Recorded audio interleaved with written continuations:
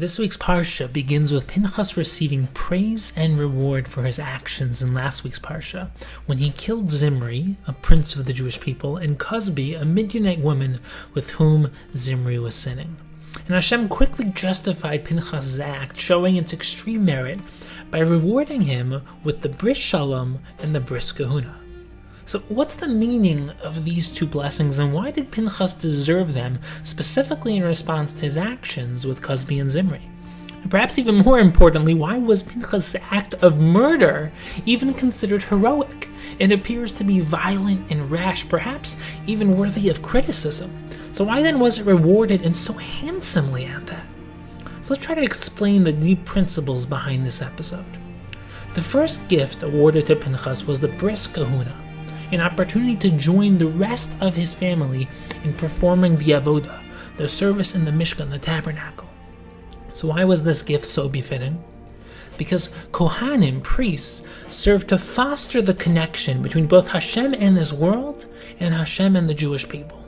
So through the avodah in the mikdash, through the service in the temple, the Kohanim connect the physical and spiritual, the Jewish people, to their source. And there are many layers of expression within this idea. The Maharal explains that 7 is the number of the natural. Therefore, all physical and natural components of this world are built off 7s. 7 days in the week, 7 notes in the musical scale, 7 colors in the spectrum of light. And 8 represents going beyond the natural, l'mala min hateva, which is why Bris Milah is done on the 8th day.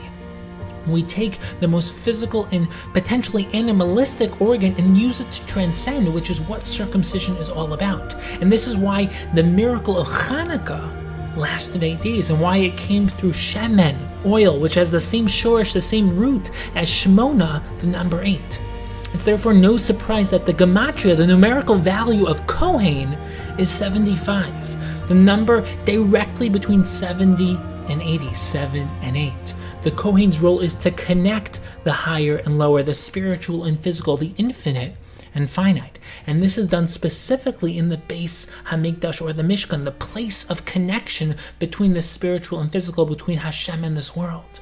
And by killing Zimri and putting a stop to the rampant sin amongst Klal Yisrael, Pinchas both prevented further sin and atoned for their past sins, thereby putting an end to the Mageifa, the plague.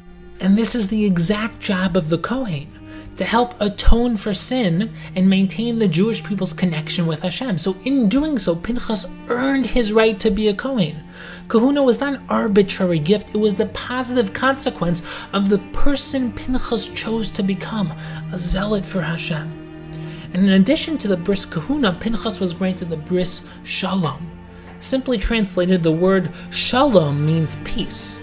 But the deeper understanding and translation of Shalom is harmony and balance.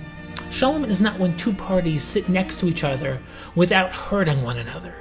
True Shalom is when different parties, perhaps even contradictory parties, are able to interconnect, harmonize, and create something beyond the sum of their parts. And this is exactly what Pinchas achieved. He created a state of harmony within Klal Yisrael.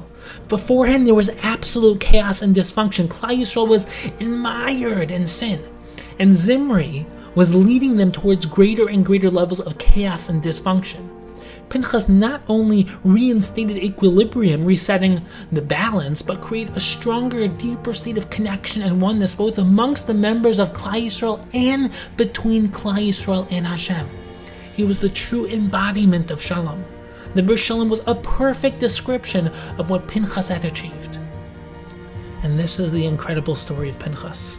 He was a zealot, a leader, and an enforcer of truth. He stood up for the truth even when no one stood with him, even when his reputation and life itself was on the line.